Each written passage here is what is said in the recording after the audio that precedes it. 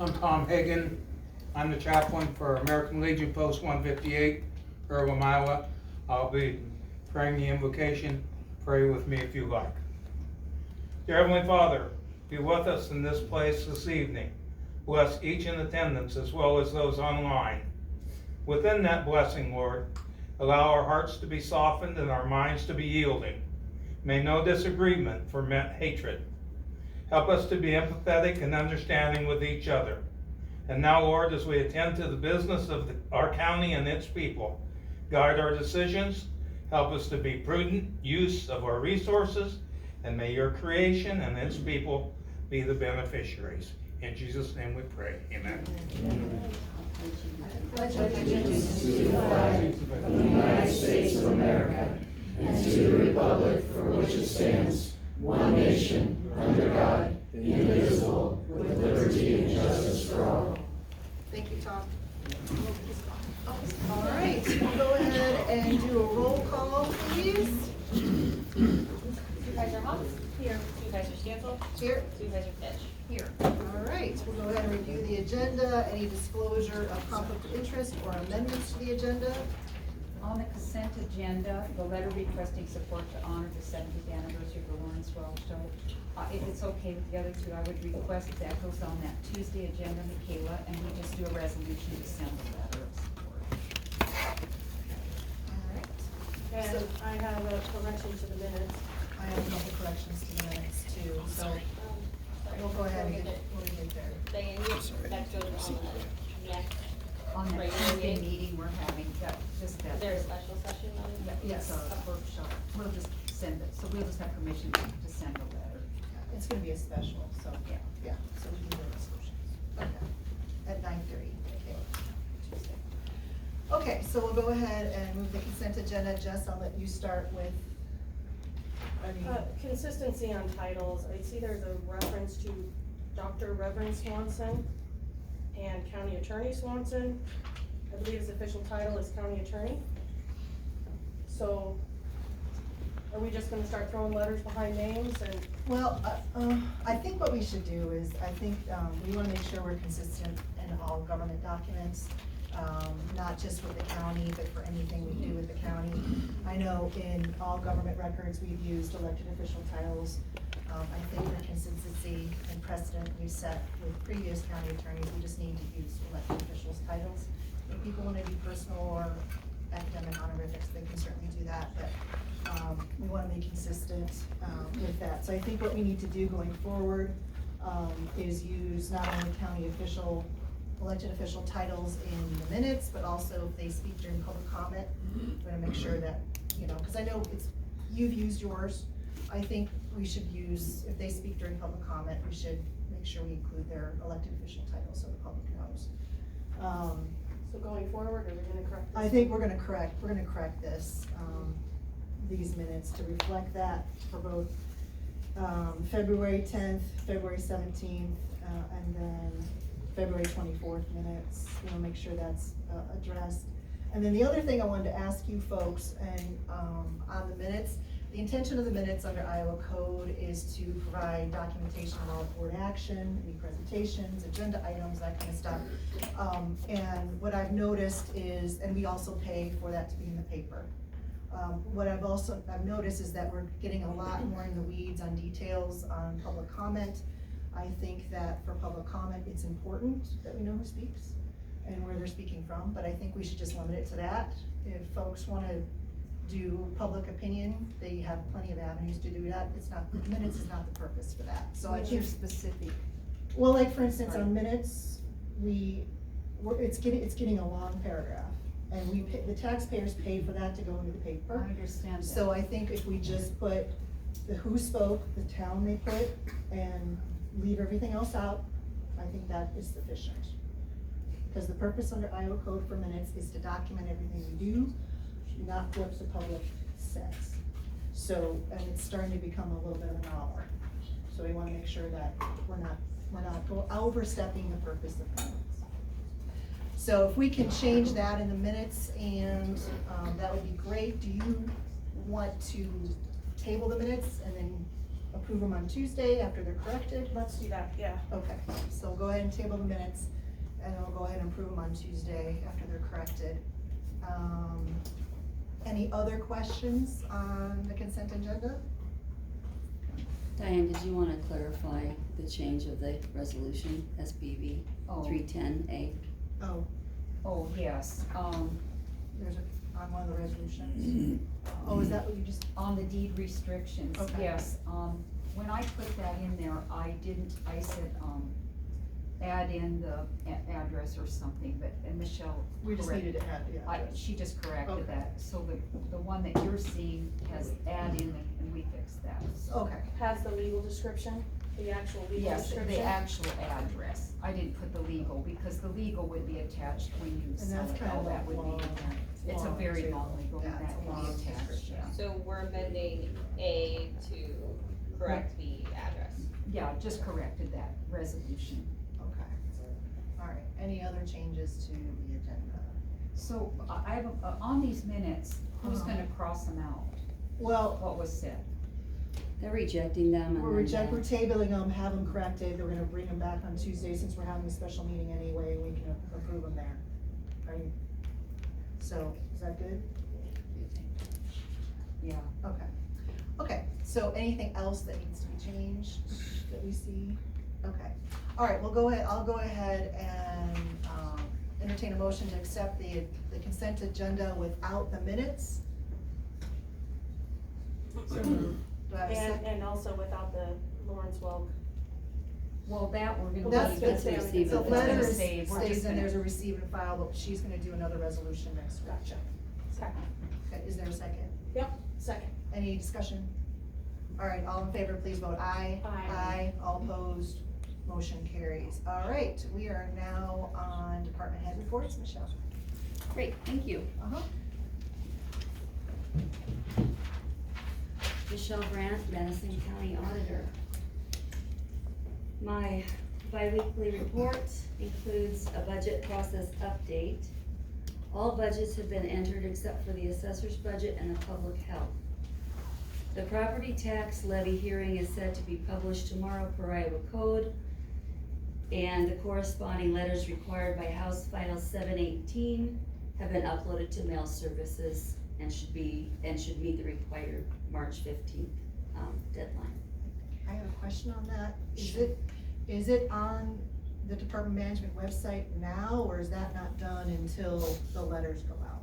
No, it's been on since March 5th, which was the deadline to have that posted. Okay, cause it didn't, maybe I was looking in the wrong spot. It So didn't the show it. DOM has it, Yes. yes. I just didn't know if the public could see it yet, or if it's just still there until, we can talk after. I can show you what I was looking at, maybe I'm looking at the wrong thing. Okay. Okay. State audit report update. The results are now being reviewed by senior auditors. They will let us know when they are ready for the exit conference. I will continue to follow up every week. As the courthouse custodian, I provided information from Johnson Controls and their, that you requested last time. I'm assuming you all got that email with the, They should have, yeah. okay, great. I do have Brandon here to answer any questions only in that capacity, but not to do a vendor presentation. Those are specifically the pros and cons between Exact Vision and Digital Watchdog, which we talked about, and I thought it would be better if you had questions, that he could answer those at this time. Including the verification of the SSA for both cameras and servers. So, do you have any questions for him? I do have two. Okay, great. Um, He's here. This is Hi, Brandon. He's hi. from JCI. Hi, nice to see You you. can come on up here, Thanks Brandon. thanks for coming out, I Yeah, of appreciate course. that. Two questions. One, it says that there's the server doesn't have licenses, but what about the actual individual cameras? Don't those licenses have to be renewed every year? It depends. So servers that are sold after, I believe the date was February 2026, those come with lifetime SSAs. If you do anything with the Lustra, you get free licenses with those. With the server or the cameras? Cause my Both. understanding is the Both. cameras also have licenses. Correct. So anytime you add a camera to a system, you've got to add a license to it as well. So if you do cluster cameras, you can get a free license that comes with it. For And life?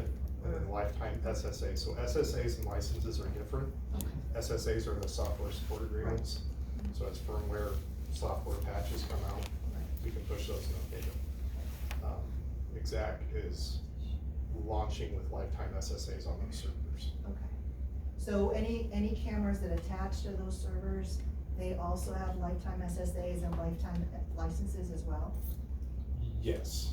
So there'll be no, because right now I know we pay annual renewals for the licenses on the cameras. Is that going away? I don't believe we've got Or is SSA. that, because I know we signed a contract for that, maybe I misread it, but that's where I needed clarification, because it looked like there was an annual license that was required, and not, we were paying for just 1 year of licensure on the cameras. Is this regarding the courthouse proposal? You might be looking at an old proposal. Okay, That was to bring the current server up to the current software. okay, We're at an old enough version that server, to make it a secure server, needs to be replaced. okay, So once we get that, it would be a new server, and it would be getting those lifetime SSAs. okay. Well, an SSA is different than a license. Correct. So that's where I'm trying to figure out. I understand that we get lifetime SSAs. My question is on the actual licenses, are they lifetime as well? We won't have an annual renewal. Licenses are like a one-time deal, like, anytime you add a camera, you've gotta add a license to add that camera. Right. And that's uniform across, but we support multiple manufacturers as far as camera systems. That's pretty uniform and standard across the industry. Anytime you have one camera, you gotta add a license. That license extends. Okay. With Exact Vision, if you update a server, I can get them to transfer that for free. So say you've got 15 licenses at the courthouse, I can get them to transfer that. Okay, so in 5 years, we're not gonna have a surprise. Correct. Hey, you owe us money for SSAs or a Correct. license. Okay. And you wouldn't be owed, or you wouldn't owe us money unless you contracted with us for an SSA agreement, which Okay. is not the case. So Okay. systems like Milestone or American Dynamics Secure, those typically have regular ongoing SSAs that are required yearly, or it shuts your system down. Mhm. That's not the case with what's proposed. Okay, so that would be a lifetime thing. You want, Correct. future boards won't be getting a bill, Correct. surprising, oh, we Correct. owe this money, okay. And then the other question I have on your presentation, it said that Watchdog does not, allow access control, and on their website, it says it does, so that's where I'm trying to So understand. here's what it is. It's a third-party integration. Mhm. So they would have to pair with a different manufacturer, and there's limitations to OpenAI integrations when it comes to like adding a Brevo or an AMAG or something like that as far as access control manufacturers. Whereas Exact Vision, those servers are cost saving and beneficial. I've got other counties that implement Exact Vision and Cantech Interpass. Mhm. That video recorder server comes with the software at no additional cost to you. Okay. So it stages you for scalability, saves the taxpayers money in the future because it's already there. So this bid includes enough scalability, so say if we decide not to do the access control now, we decide to do that cost, that capital expenditure, say a year from now, this device would be able to accommodate Yes. that? Yes. Okay, for this building and all buildings, or just this building? So access control that's a great question. You know, I've got customers that their corporate headquarters is in Illinois. It houses the software for every one of their sites throughout Iowa, Nebraska, elsewhere. So it is possible to do it that way. Or if you go towards unification and you get all your buildings on Exact Vision, right now you've got 2 of them that do, you can have the software housed and then at each one of those servers. So you've got uniform video, uniform access control, and then you can network them all together. So if you've got an administration staff or somebody that within facilities, or I'm not sure how you'd structure it, but you can structure it so it's scalable and functional from a countywide perspective, and then have the granular ability to limit it per site as far as like who can access what. Does it have wireless capability for access control? Because obviously we have a very old building, courthouse, and there's So- limited capacity for wire. That's a great question. We've done a lot of historical building projects involving fire alarms, HVAC, et cetera. Camtech does support wireless locks. We'd have to have a more granular conversation about the architecture and stuff like that. We've got engineering teams that support CAD drawings, can look at it a little bit closer. And that bid process is free, so Okay, there's tax savings there as well. okay. And where, I'm at this proposal, based on what I'm reading, it provides diversity. So if we have an outage at one site, the other two sites can provide that support for the cameras. Can you clarify that a little further? So like, say for instance, we had one of the servers, for whatever reason, goes down, but we still wanna have our first responders have access to the cameras in that building. Will it automatically fail over to the other, one of the other two servers? That's not built in. They operate as independent servers that can be networked together, so you can view all of them. So let's say the sheriff has access and his deputies have access to all the buildings. They'd be able to remote view all of them from a public safety standpoint. Okay, But the failover, that starts becoming into more of a system design question. Then you need to start involving RAID servers, and then that starts adding to the price. right, cause you need more, Cause yeah, you need more you need that, space. if you want that redundancy, then, Right. I can't speak for the board, but for me, from a technical standpoint, that's something that I would like to see is the diversity option, to where, you know, I don't wanna be limited to if something fails at a very critical time. I still want our first responders to be able to have access to view what's going on in that building. And who knows, it could fail, it could be damaged intentionally by whatever's going on there, and I wanna make sure they still have access. So maybe that's there, an additional conversation on that. we can meet and have another conversation about that, but there's options. I do a lot of hybrid approaches where we record locally, but we've also got retention in the cloud, so you've got two places, you've got a place of redundancy. Okay, But then you're starting to add subscription costs per lens on the hosted side of things. and it could be something that's a phased approach to where we don't do the CapEx initially, but something down the road, if the board decides that, with the idea of making sure we have the diversity and redundancy from a safety standpoint. So, those are my only two questions, and we can certainly have additional conversation, but I appreciate you Yeah, giving absolutely. me that detail. I have And a just, question. go ahead. Oh, the auditing capabilities. Yeah. Can you always track who made changes, what they did, what they viewed, if somebody made Yes. changes through the Yes. system?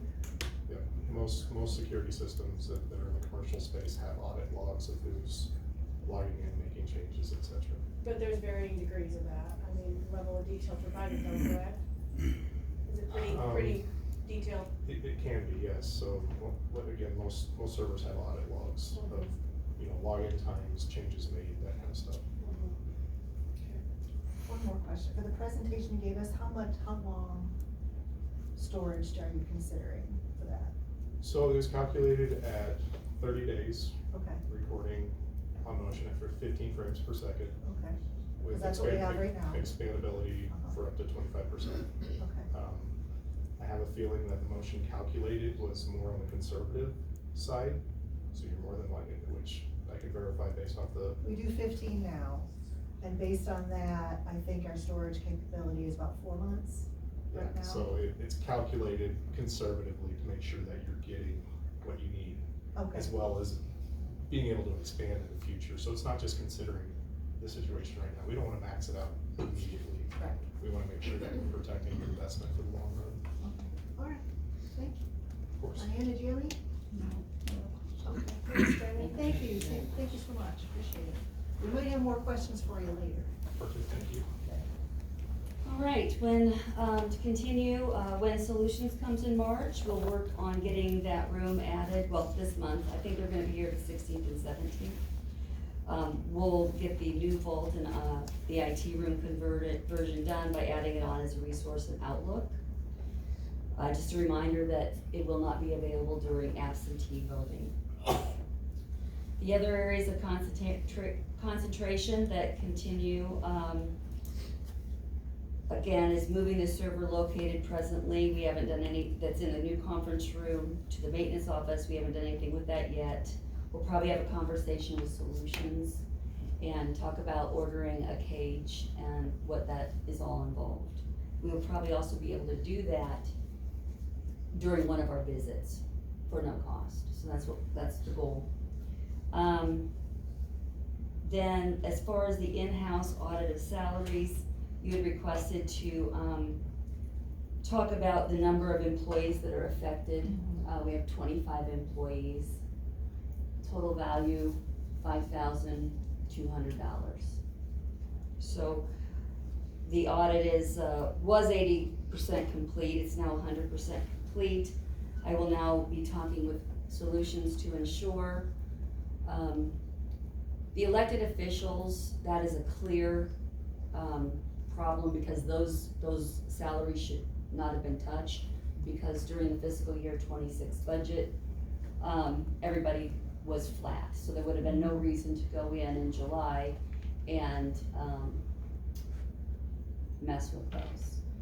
Well, So, yeah, if you can give us more details on that after you're done. absolutely. That would be great. So, but I wanna go to Solutions first and make sure that, because they were advising during this period, that there were no calculations that, you know, not with the elected officials, but with the other folks, the other salary, and it only affects salary people. How does that impact W-2s and people getting their taxes done? As you can probably imagine, Yeah, so it's a total of 5,000 for all? total over the 25 folks. Okay. And was this the entire time back to July, or just? Back to July, around the 12th and the 14th, there were some things done I found from the field history that I just need to keep investigating. Okay. Jessica, do you have any other questions? Well, I had emailed you about that, but we can discuss that later. So what was your email? We can review it later. Okay, Thank you. you bet. Also, for regard to claims, I need direction on how you want these claims provided to you. I don't have Jessica, nor do I have, your Heather, signatures on the last two claims. Michaela has them. Lori scanned them to you. Did you guys get them and were able to view them? But, and then again, what do you want me to do? Put them in, we're trying to get them there on Friday into your, that's the way it's always kind of been done. Right, They were in our inbox, they've been in there. Yeah, they've They're been in in there, they're just not signed. Okay, that's fine. They're here tonight. Is that gonna work for you guys? yeah. And then Okay, if we- I just wanna make sure that you're getting them in advance and that you can't. If we get them missed, we can just Okay. sign, capture us here for signatures. Are there any other questions for me? I do not have any. I ask that my report be entered into the record. Do I have a second? Second.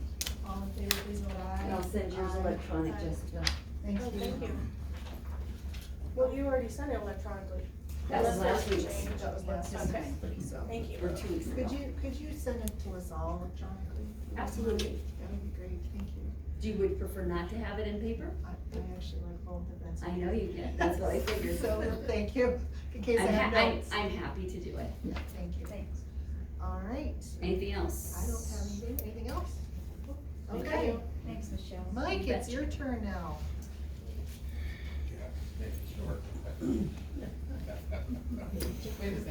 Yeah. Alright, gotta use these tonight, as well as bad items. Good evening, everyone. Good evening, board members. My name is Mike Hackett. I'm the Madison County Secretary of Roads Engineer. We've got bringing you today 3 resolutions. The first one is hiring of a sign foreman, full-time, union, non-exempt position.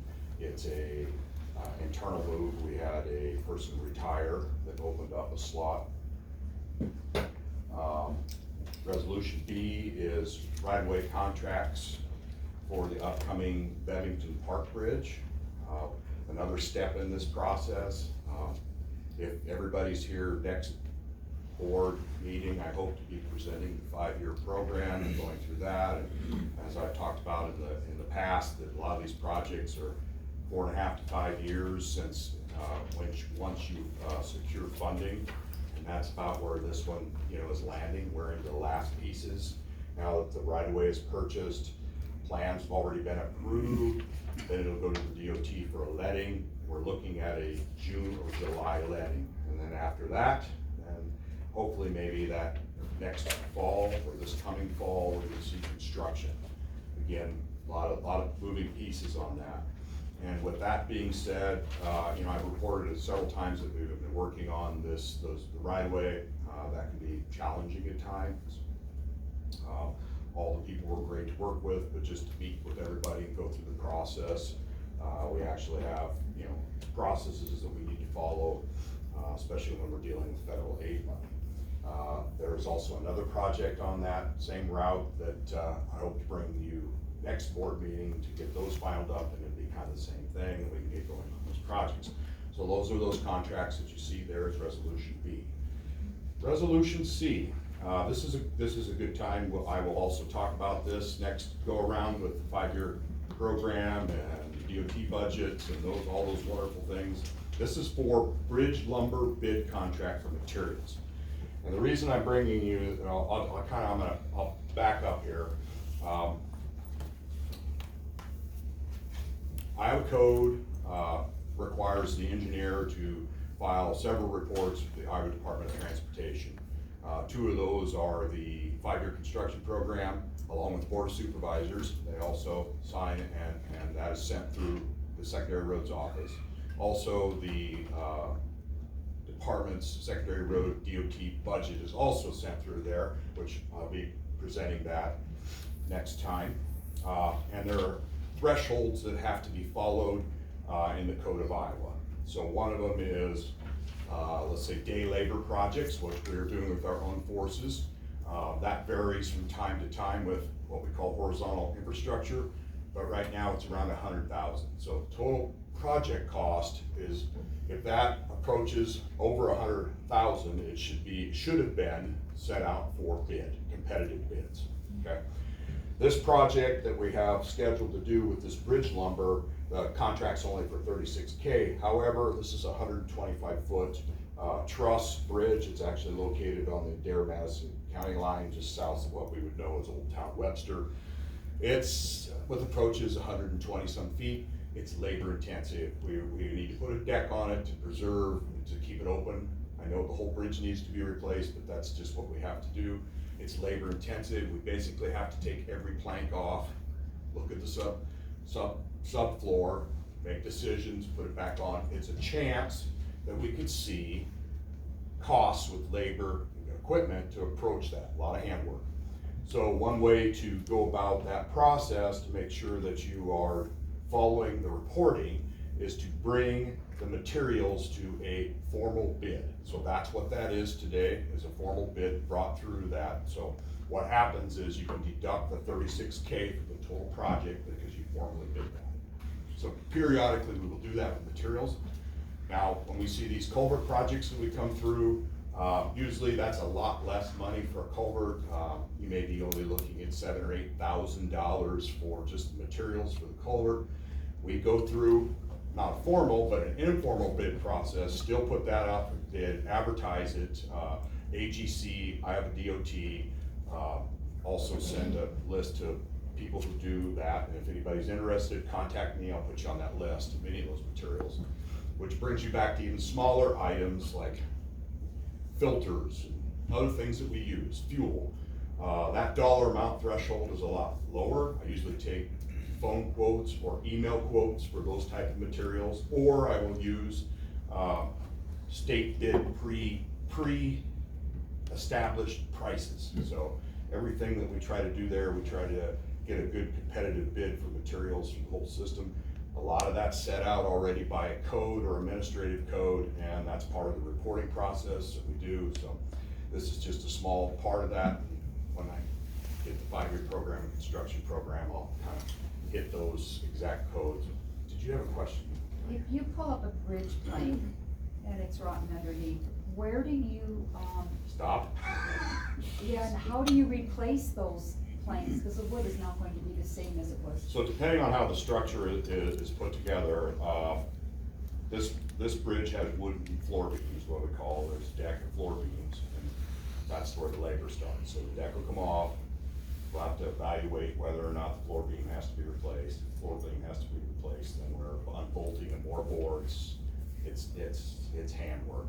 So where do you get the new supply of? Okay, yeah, and bridge lumber, this is rough sawn, full dimension lumber. You can't really go to, the standard box stores and buy it. There are a handful of, businesses in the Midwest who produce that. That's where that goes out to for bid. I believe this one here is Wheeler Lumber who got this bid on this contract. Your bridge plank are quite expensive. One plank is close to $400. What kind of wood is it? Just curious. Most of it is structural fir. Most of it, yeah, yep. Okay, I talked too much about that. So that's what that is. It was a good time to explain some of that. Let's see, back on staffing notes, that just seems like that has been going on for forever. We have 2 equipment operator open, truck driver now in the department. If anybody's interested in that, anybody that has a CDL, and we really prefer some heavier equipment, it's on the website, look it up, apply. If you know somebody, let them know. The other good news is the contractor has moved into the Pitzer Bridge. There's work going on out there. It started this week, yay! So, you know, if our rains stay away and the weather's good, again, hopefully get that open.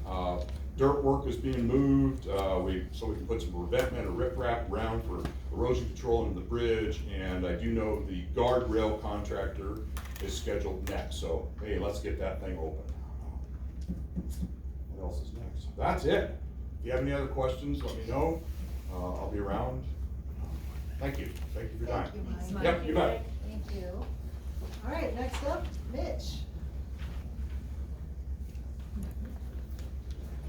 All right, you guys, thank you for your time. Thank you for everybody showing up. Unfortunately, I have to go after Mike again. Seems like I always have to go after Mike. So you guys will hear 2 completely different contrasts. He's considerably smarter.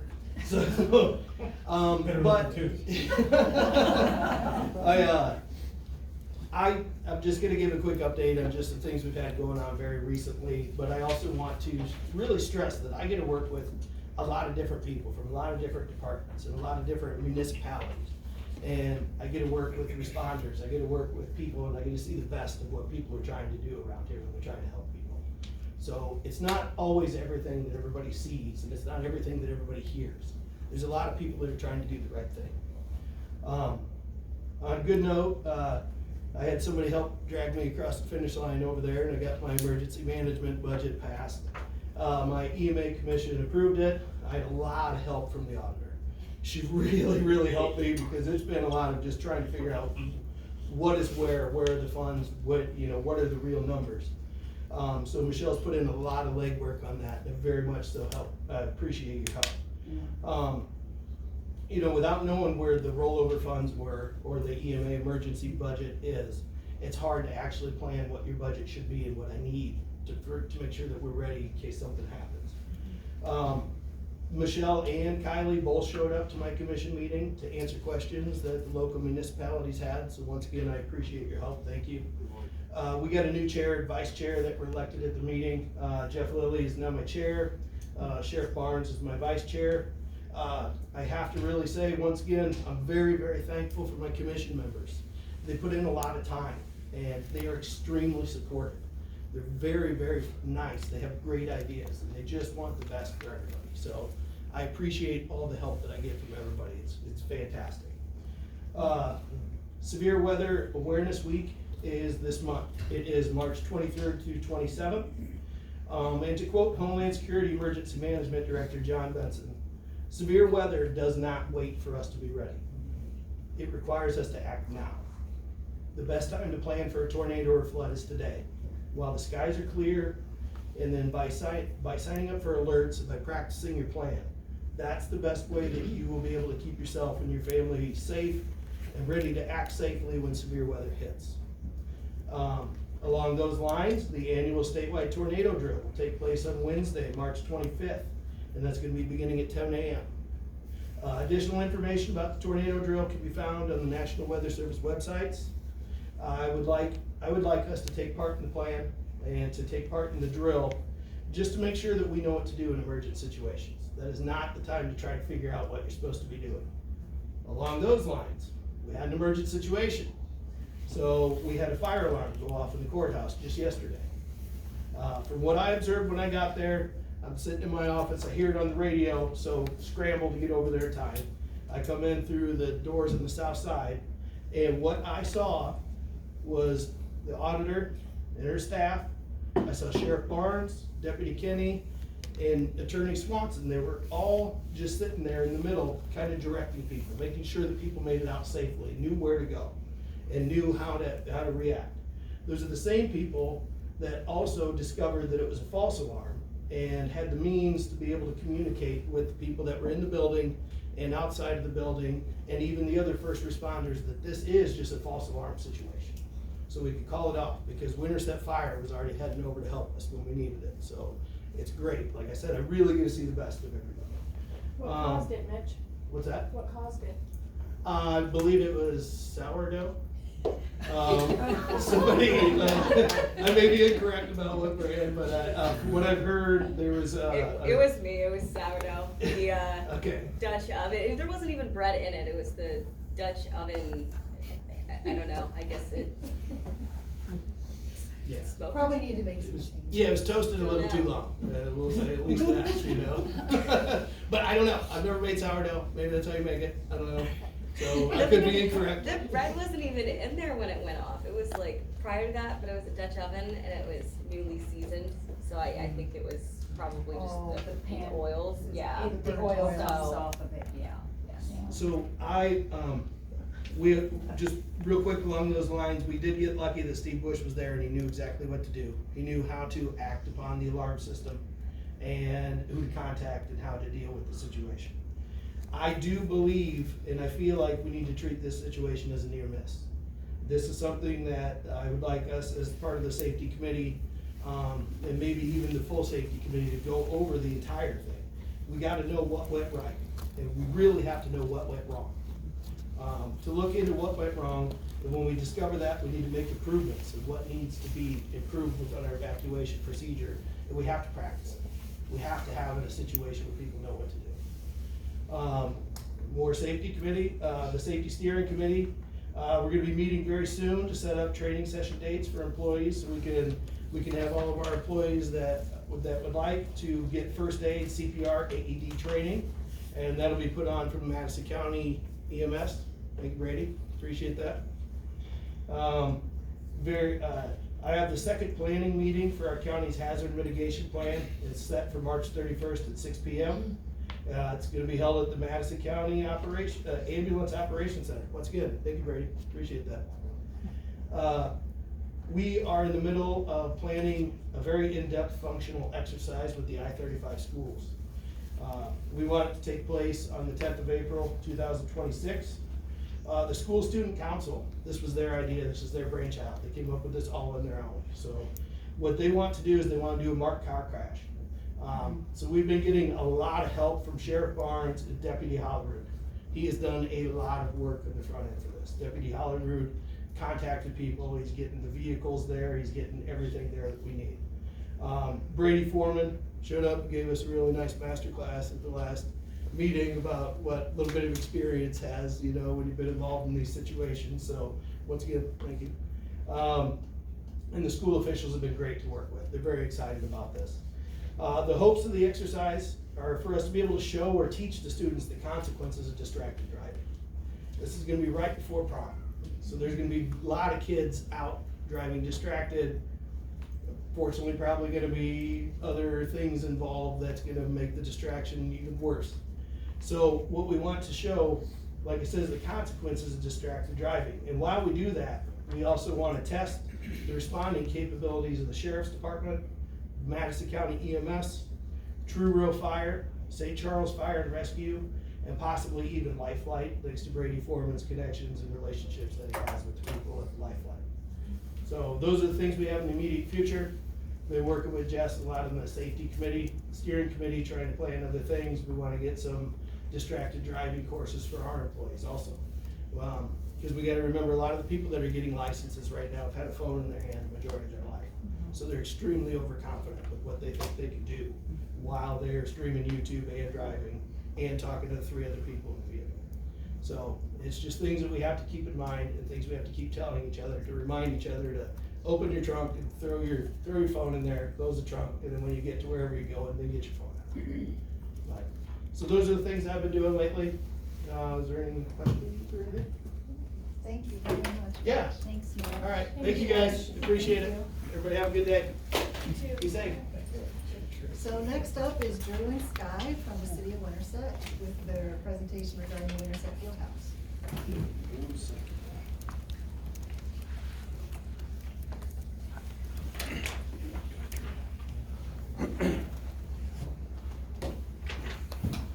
Thank you, Board of Supervisors, for allowing us the opportunity to present the proposed Winterset Fieldhouse Police Department facility. My name is Smothers, Director of Parks and Rec, along with City Administrator Barden, and I think I saw Mayor Tom here somewhere. He might be out in the hallway. Before we get started here, we just want to show a quick video that describes the facility. We are excited to announce that the City of Winterset and the Winterset Parks and Recreation Department are finalizing plans for the Winterset Fieldhouse, a 47,000 square foot indoor recreation center located east of town and across from the softball and soccer complex. This new state-of-the-art facility will also include an attached 5,000 square foot space for the Winterset Police Department. Amenities include a weight room, fitness room, rock wall, multi-use golf simulator, indoor playground, batting cages, meeting space, concession area, outdoor green space, food truck pedestals, sand volleyball courts, outdoor seating, recreation trail connections, and best of all, a new type of court system that includes LED lines. Beyond a modern sports floor, the 3 LED courts will seamlessly integrate cutting-edge touchscreen capabilities, allowing an instant transformation with the flip of a switch from different court layouts, such as a walking track, volleyball, pickleball, tennis, soccer, and even baseball or softball. This puts an end to the confusion caused by too many lines on the court once and for all. Only the lines will be shown for the sport being played. For the last 25 years, the residents of Winterset have consistently provided feedback through public meetings, needs assessments, and master plans that their most desired need for improving Winterset was the addition of an indoor facility that would provide year-round activities. The Winterset Fieldhouse finally makes that dream a reality. The Winterset Fieldhouse is a $20 million project of which the city has allocated $16 million of URA funds to assist in construction. We are now launching a capital campaign to raise $4 million over the next year to finally turn our community's 25-year-old dream into a reality. With your support, we can leave a legacy today for the future of tomorrow. For more information on how to support and donate to the Winterset Fieldhouse, please visit wintersetfieldhouse.org.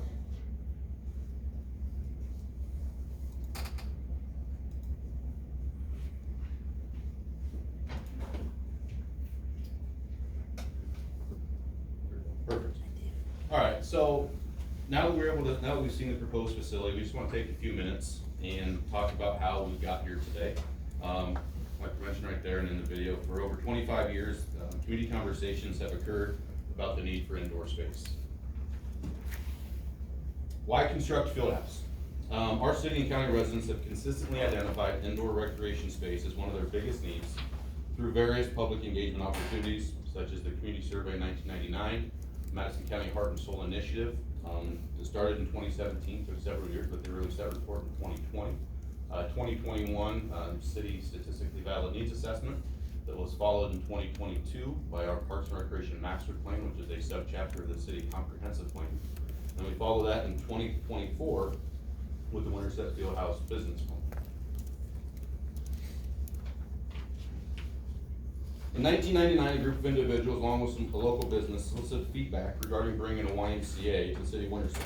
During this process, after meeting with local stakeholders, residents indicated that they wanted a community place to gather that included exercise, fitness classes for all ages, activities and programs for all ages, and a place that could be used year-round.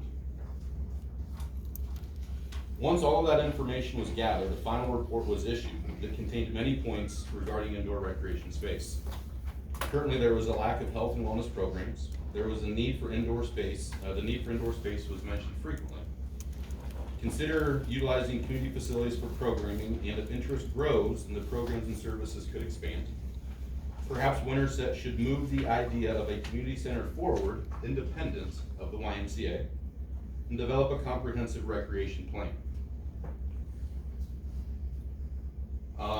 Starting in 2017, a group of residents met with over 1,000, or a group of residents started this, and they met with an additional 1,000 folks from all over Madison County to determine what they loved about their communities and what they wanted for the future. With assistance from the Greater Madison County Community Foundation grant, as well as at the time the Madison County Board of Supervisors, this initiative was funded, and it took 4 years of data analysis to report their findings based on real, unbiased, data-driven input. The goals for Heart and Soul were to have more engaged leadership, stronger community consensus, and growth guided by our shared values. Once that final report was released, there were 2 top ideas that did come to the top, and those were biking and hiking paths and a community recreation center with meeting space, rec space, and gyms. The quote here by Scott Smith, a Heart and Soul leadership member, summed up their work nicely. The data collecting phase of Heart and Soul is really just the beginning. Now that we know what is important, it's time we put that information into action and grow from a place of heart and soul. In 2021, we sent out a community survey regarding parks and recreation programs and facilities, which our residents again indicated that they wanted was indoor recreation space for health and wellness programs, and again, consistently mentioning hiking and biking paths and trails. That final report indicated that our residents, due to their high desire for indoor health and wellness facilities, along with hiking and biking paths, would support project funding. Our residents also indicated that they feel parks and recreation is a valuable public resource, enhances the quality of life and appeal of living here, while strengthening our community as a whole. We continued to gather feedback in the year 2022, like I mentioned, through our Parks and Recreation Master Plan, which was a subchapter within the City of Winterset Comprehensive Plan. We took the data from the community survey in 2021 and now started to ask the question as to what type of indoor facility would you like to see. Again, year-round facilities for youth sports, health and wellness, rose to the top through public workshops, as well as an interactive and engagement and interactive website. In order to determine if indoor recreation space was going to be feasible, we wanted to make sure that it could work financially. So we conducted a business plan for indoor space. From the beginning, our goal was simple: be fiscally responsible in our design and amenities. Be at a minimum 100% cost recovery, no city subsidy. Be a community gathering place for all of Madison County, not just the City of Winterset. The plan indicated that based on conservative revenues and higher than anticipated expenses, that the facility would be at a minimum 100% cost recovery. Those conservative revenues only included memberships, daily admissions, and some reservations, but did not include current or future programming, such as our youth basketball program, volleyball program, or football leagues, or even our adult pickleball, adult volleyball, adult bag. So it did not include those programs. Expenses on the other part of it were estimated high. For example, in the marketing line item, we had estimated 5% of all expenditures. And we listed our seasonal employees at $20 an hour, when we currently start our seasonals today at the pool and the parks at $15.50. The expenses also take into account on that seasonal side of operations that we'd have 2 employees during the entire operation time. We followed this up early in 2026 with a sensitivity analysis. So we wanted to dive deeper into that business plan and really look at the what ifs. This report indicated the plan is dependent on performance and success will rely on strong programming, effective marketing, membership conversions, and a strong disciplined staffing model with some cost containment measures. The result is that the financial model is viable and capable of exceeding 100% cost recovery. With the Fieldhouse project, we are also looking to include new spaces for the Winterset Police Department. Currently, our police department and sheriff's department share a space that both have outgrown. By constructing a new police department, both organizations can mutually benefit to allow each to allow for future growth and also strengthen their own recruitment efforts. The city of Winterset has committed $16 million to be used from the tax increment revenues derived from the urban renewal area, of which the facility will be constructed. The remaining $4 million of the estimated 20 will be derived from donations and grants, or we'll have to reduce the scope of the project. By using the plan as outlined, there is no impact on property taxes. The development of the community field house will also enhance the local quality of life by providing several significant benefits. Improved health and well-being by providing a place for all ages to engage in healthy activities. Increased community engagement by providing a place to gather and socialize year-round, building a stronger community. Property values. Attractive quality of life facilities like the Fieldhouse can enhance property values and contribute to redevelopment efforts. Reduced crime rates and public safety. Vibrant public spaces contribute to lower crime rates. When communities have access to quality amenities, more likely to engage in crime prevention and foster a safer environment. Economic development. The Fieldhouse will be attractive to new residents and potential new businesses to the city and the county.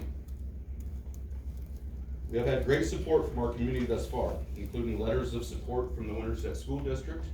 The Winterset Community School District fully supports this initiative. We believe a new Fieldhouse will be a generational asset that enhances our ability to serve our students while significantly improving the quality of life for every family in our district. And that was from Superintendent Crouse. From the Madison County Healthcare System Chief Executive Officer Marcia Hendricks. We are pleased to offer our support for the City of Winterset's new Fieldhouse project. This facility represents an exciting opportunity to enhance community wellness, expand recreation access, and foster a healthier Madison County. From Ryan Marquardt, Director of the Madison County Economic Development Group. Winterset Fieldhouse is more than a recreation facility. It is a catalyst for growth, a driver for tourism, and a critical step towards ensuring that Winterset and Madison County remain a vibrant, competitive, and welcoming place to live, work, and play.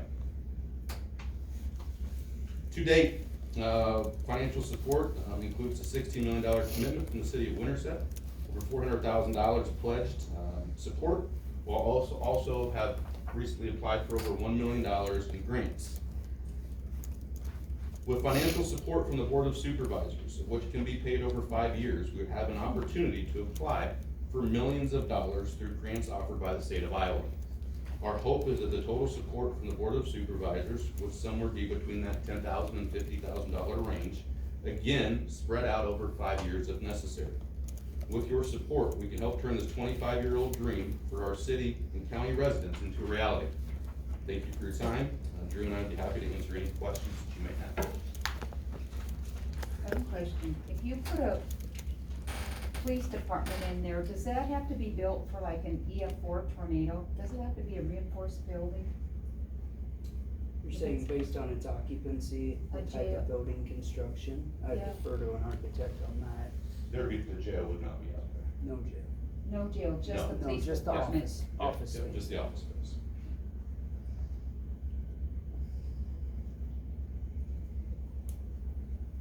Why did you choose to build it there and not closer to the swimming pool? Sure, the city owned the property, so they purchased that, my predecessor was here, I think it was. And you don't Late own what's out 2000s. by the pool? There's maybe, I think there's an acre and a half, 2 acres that the city does have. Tucked in behind New Bridge Church. Right, so the city did own that property. And then as well, there's efficiencies with our park operations. A lot of our work and our crew and our maintenance and our staff is already located on that. We got our park shop, Sword City Park, we've got probably 120 acres right there. So from an operational efficiency standpoint, it also makes a lot of sense there. And it'd be a connection to the trail system, and that we're starting to implement around the city as well. Would you explain, there's supposedly some kind of a bond that we're looking at? If TIF and local contributions are gonna pay for it, what's this bond that we're looking at? So that's a great question. I think that'd probably be more proper to ask at a city council meeting. This is just a presentation for the supervisors, I'm assuming, so you're asking for funding. Correct. To participate. Yep. So, that's a good question, I would So this information is the reason why I was just asking. No, I appreciate, that's a very good question, I just have one On the screen regarding the cost, obviously with a brand new building that size, the operational costs are gonna be significant, not just people, it's just the actual maintaining of the building. Is that in your calculations as well? It is, yeah, that's all, I think the information might have been submitted electronically to you guys, so Okay. the business plan is located on the website, if you have to find it, let me know. But there's a 6-year pro forma index, and it shows the operational expense side with those revenue drivers that we talked about, but did not include the programs, current programs, future programs, so it was a very conservative, stress-tested business plan. But yes, all the operational is out there, and it averages about 109 to 110% for the first 6 years. Okay, cause I know when the city of Irwin got our pool, we thought it was gonna be, revenue neutral, and it didn't work out to be No, that pools way. are- pools are not. It's a loss leader. It is. So, now I ask those questions, it's not the initial CapEx that's spent, it's the actual ongoing operational costs that sometimes get you. Yep. So, right, thank you very much. You're welcome. Awesome. Thank you guys, appreciate it. Okay, all right, now we are at time for public comment, and we'll go ahead and, thank you guys, thank you so much. Thank you. And if the board has any other questions, I just recommend emailing them directly. We're out now, the time for public comment, we're gonna go ahead and do folks, for those on the phone, we're gonna go ahead and do the folks here on site for public comment, and then we'll go to you. If you wouldn't mind muting your phones until, we let you know it's time, I'd appreciate it. So whoever wishes to speak, please come up and give your name and the city you live in, and you have 3 minutes. Joel Whelchel, Winterset. This morning I went to Adel and attended the Dallas County Board of Supervisors meeting. I strongly advise everybody in this room to do the same. You want to see how government is supposed to be run by people who care about their constituents and don't file lawsuits against county employees and do things the way you're supposed to do them. Go to one of their meetings, 9 o'clock in the morning in the municipal building every Tuesday in Adel. It will be enlightening. I forgot to do something you guys asked me to do, so I'll do it during public comment. Oh, okay, But as the auditor, okay. I wanted to remind everybody about what public comment is intended to be. It is a 3-minute for you to be able to stand up and share your thoughts to the board as a unit. So that is not something that you're going to, there's no interaction, there's no question answering, there's no expectation of reciprocation. And that is in our board procedures policy, and that is very customary. There is an opportunity to be placed on the agenda, citizens' request to be heard. And that is a different venue and way to interact. So I would encourage you to reach out to any one of the supervisors directly if you would like to be put on the agenda. There are very specific guidelines with regard to being a citizen's request to be heard. And you can find those in our board proceedings on the website. And that's on the supervisor page of the website, correct? Yes, it is. Thank you, Michelle. You're very welcome. I forgot to put that in my presentation today. My apologies. Okay, who Back else on to- who would else like to speak?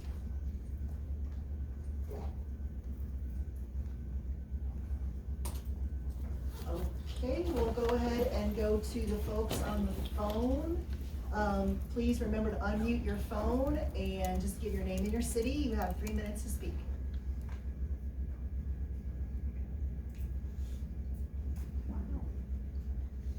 We'll give him another because of the delay. Okay, we'll go ahead and move on to resolutions for board consideration. The first one is approving M. Crouse as full-time paramedic at $23.93 an hour, effective 14 March 2026. Do I have a motion to approve? Do I have a second? Second. Any discussion? All in favor, please vote aye. Aye. All opposed? Motion carries. The next one is a resolution approving deed restriction in the approach to selling the public health building. I don't know if you guys wanna talk about it now, or you wanna do a motion, we talked about this briefly last week. What this is a deed restriction, and correct me if I'm did you wanna talk about that Yeah, since it's your resolution? I put this on because I did a lot of research. We can put a deed restriction on selling a building because it is a commercial building. And I feel as a board, we have a fiduciary duty to get the best that we can. So in the deed restriction, I would like it to be sold for not less than 4 years to a for-profit, because that's approximately $15,760 to the city in taxes because it's commercial. If you sell it to a non-for-profit, you get nothing. So that's, as a fiduciary duty, I think we need to look into that, and it's an easy restriction to put in it as you sell it. So that's why I put that on there, because I think we have a duty to do the very best we can, so. So just to share with you, because you didn't have history, we have sold real estate before, and it was our old group homes. And in that case, we did it through a realtor, we didn't do it through an auction, and there was no deed restriction for that. A nonprofit did buy it, and it did sell. So this would be the first time I think we've ever done a deed restriction. That was a very different, those were group homes that were needing a great deal of repairs. Right, That was a anybody could have different- bought them, anybody could have bought them, then we had no restriction on the sale, so it was open to any entity to purchase that. A couple things, for me personally, we wanna make sure we get the most bang for our buck. The whole point of selling this building is to have as many people bidding on it as possible, so we can get as much money as possible. We will save quite a bit of money, not only in the annual costs, because we won't have those the over $60,000 in expenditures per year any longer, but also, of course, the benefit of having those funds put back into our general fund. But money aside, I'm very uncomfortable discriminating against people and entities just because of their tax status. It's not discrimination, I researched that, there are no stipulations on a commercial building. I'm not saying it's, I can't speak to whether or not it's illegal or not.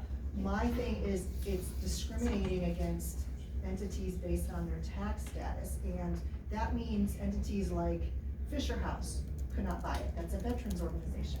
Clinics can't buy it, hospitals can't buy it, churches can't buy it, schools can't buy it. There's all kinds of nonprofits out there that would be restricted and could not be prevented from purchasing this.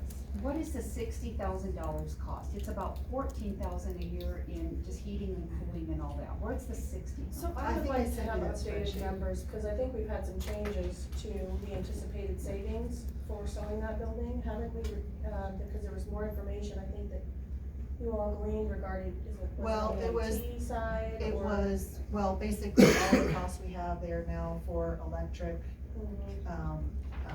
heat, gas, phone, maintenance, all that kind of stuff. All of that, I think I sent you both a spreadsheet on that, cause I you think both you did, and I requested was it. wondering if there's So- any changes on that, if that's current or not. That was based on the billing I had. Okay. So, and the budget, the fiscal 26 budget. So this is what we budgeted for this, and this is what was put in our budget, and not what was taxed for. So now it could be less now, I don't know, we'd have to look at the budget, but the fact is that there's a significant amount of money we pay annually just to maintain that building. And that will all go away if the building's sold. And the building appraised at, over $500,000, I don't know if we're gonna get that. Appraised at $500,000. Yes, so we are it's gonna be there, that would be an additional CapEx, or not CapEx, it'd be an additional monies going into the general fund. So that means potentially projects that we've postponed, we can actually do, or we can offset some tax increases with that money as well. Personally, I like to use some of it to put in a handicapped accessible bathroom in the courthouse on the main level, I think there's value there. But that's probably for a future board to decide, but they would have the money to do that if this is sold. Maybe some updates to other buildings that we own. maybe some new windows for secondary roads that I know they need, so. Okay, I would So- ask for a vote. Can I please speak? Sure, May I please? sure. So, let's go back to the whole purpose of selling the public health building. We have 2 part-time employees in an over 7,000 square foot building on 1.5 acres. And we have open space in the courthouse, we have open space in the elderly services building. The objective was not to put that building back on the tax rolls. If we do, that would have been bonus, right? So I've gotten, I have several people that have expressed concerns about this. And I think it's, you know, I have a concern about just property rights and fair competitive market. Anyone who wants to build that building should be able to build it. If a charity comes, great. Wouldn't that be great? If we could add another charity to our community. So I think this is wrong. I don't think it's, and I will not be approving it. My hope is that we have somebody that bids on it, that pays taxes, Diane. You know, that would The help. odds are in our favor. That would be great, that would help the city, that would help all the taxing authorities that get a piece of that pie. The county gets one of the smaller pieces for that building, cause it's within city limits, so the benefactors for that would be the school and the city. So I would love for them to get more money to their coffers for that. I hope a for-profit bids on it. Okay, I would suggest a So- vote. I think we should cease. I would Okay, so you're suggest a calling the vote. question. All right, I'll entertain a motion to approve, this. So moved. Do I have a second? Second? Any discussion? All in favor, please vote aye. Aye. All opposed, vote nay. Nay. And the nays have it. Okay, moving on to the next, resolution, approving adopting a voluntary high-level risk management agreement with IMWCA. This was something that you had put forward to help with our. That's correct. It's voluntary at this time. The way that our rates are increasing in our workman's comp, we're trying to get ahead of it and be proactive. So we are the first voluntary entity to work with them, and it just gives us additional resources to help develop the safety plan that we're working toward updating and And it continuing. was good. Yeah, it was good. So moved to approve. Do I have a second? Second. Any discussion? All in favor, please vote aye. Aye. All opposed, motion carries. Next one is approving the decommissioning of property located in the public health building. Diane, thank you for all your work on this. Because we are selling the public health building, I went out there and inventoried every single thing, and other county offices came out and put their names on it, and thank you Secondary Roads, they helped move the real heavy things and brought them to the appropriate offices. We did find, all the health things, let's see, Mitch, is he here? The trailer, there are 2 trailers out there. Mitch has been working with the state, with Franny Medeiros, Public Health Emergency Preparedness Coordinator with the state of Iowa.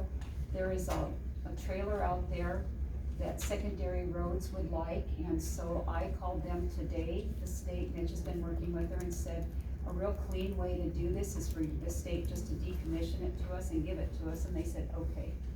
So they'll give us the trailer, the items in it, she said, if it's old medical stuff, we can legally, like we have done before, donate it to veterinarians or ARL or something like that. If it's not okay for human, it's fine for the animals.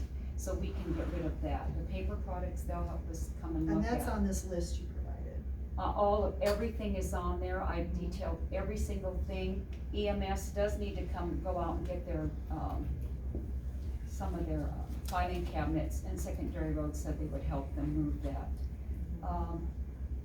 Diane, can I ask you, are there still a bunch of binders out there, or were those all spoken for? There are binders, and there are some, you know the folders kids have to have at school, these red, yellow, green, purple, they have to have them, every single school.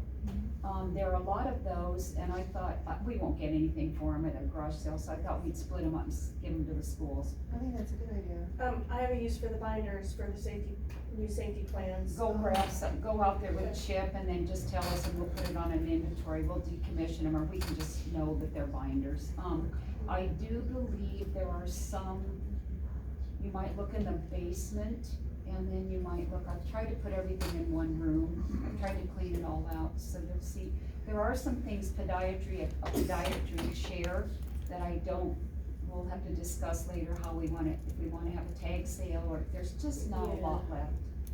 Well, Most this of is the very offices thorough have then. taken everything they wanted, so that's pretty much done. So thank you for doing that, this is very thorough. All right, I'll entertain a motion to approve the decommissioning of the property located in the public health building as listed. So moved. Do I have a second? Second. Any discussion? All in favor, please vote aye. Aye. All opposed, motion carries. The next one is approving Summit Technologies as the official vendor for security cameras in the Annex and EMS Building. There was a change for those buildings. We are currently under warranty already with the provider that put them in. So this is just, basically putting it back the way it was. I know there's some other things that need to be discussed, that the board will need to be discussed, but we can discuss that at a later time.